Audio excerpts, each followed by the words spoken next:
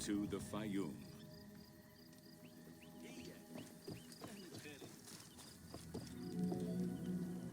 The Faiyum Oasis is an enormous basin in the western desert that formed from the Nile's overflow. As such, it is not considered a true oasis, though it gives its name to the region, which covers Lake Moeris. The oasis harbors some of the oldest archaeological artifacts of the region, indicating that the area has been inhabited by hunters and gatherers since the Neolithic period.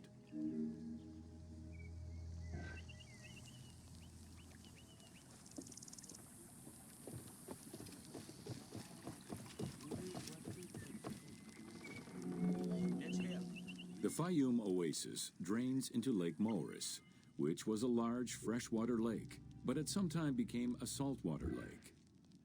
In the 12th dynasty, ancient Egyptians redirected the water flow with a dam and dug a supply canal using the lake as their reservoir. Irrigation enabled them to continue growing crops of figs, grapes, and olives year-round.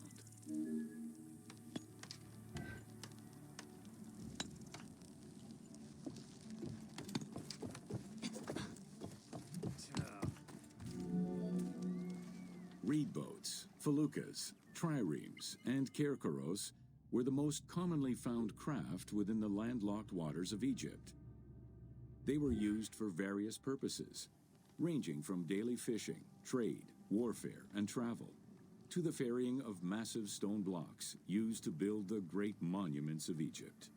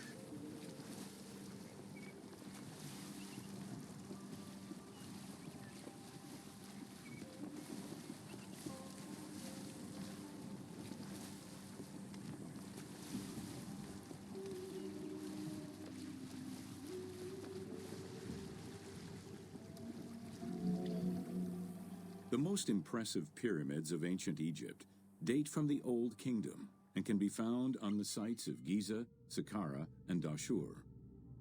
However, one particularly famous pyramid of the time is located elsewhere.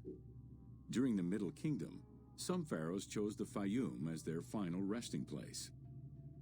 One such ruler was Amenemhat III. His pyramid left a mark on the imagination of antique chroniclers. They refer to it as the Labyrinth, mostly due to the vast mortuary temple complex at the foot of the pyramid. Herodotus mentioned that he had visited 12 courts and over 3,000 of its chambers. But he was also well known for being prone to hyperbole.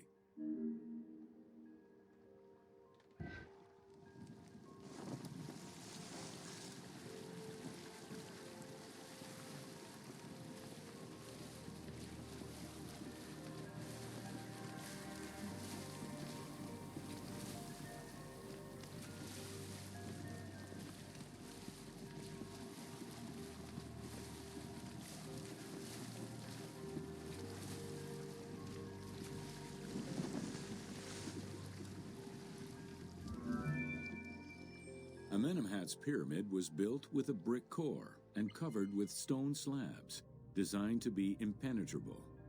The burial chamber, made out of a single block of sandstone, is unique in its design. Richard Lepsius and Flinders Petrie both explored the pyramid site, measuring 385 meters by 158 meters, and identified it as the location of the labyrinth. Their research conditions were difficult. as most of the site had been submerged by the nearby canal. Furthermore, the stones from the complex and the outer casing of the pyramid had been quarried away long ago. Ubisoft decided to give life back to this lost monument and the many crypts that were said to be devoted to the sacred crocodile god, Sobek.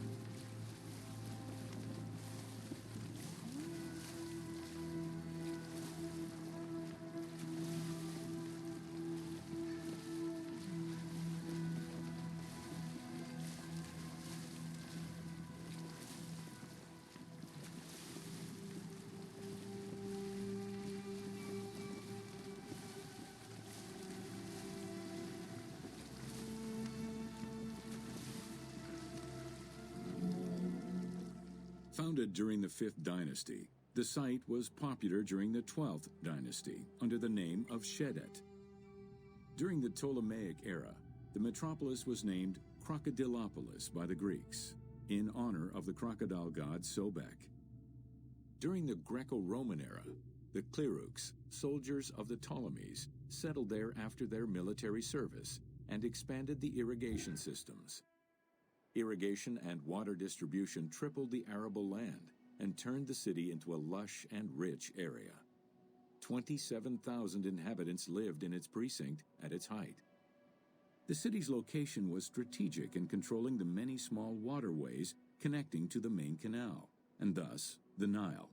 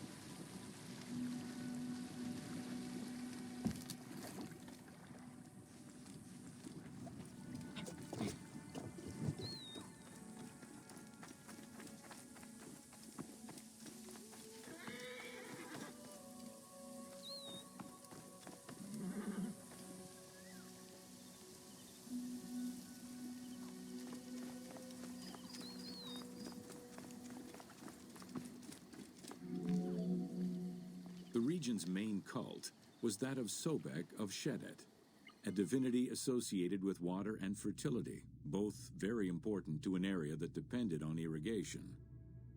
Many local villages had the title Town of Sobek added to their official designations. During festivals, ancient Egyptians recited hymns to Sobek, asking for his divine intervention. Greek settlers, and later Romans, would help the Temple of Sobek's economy to flourish by adopting the local embalming mortuary rites. Their sarcophagi were beautifully painted and adorned with amazingly realistic portraits.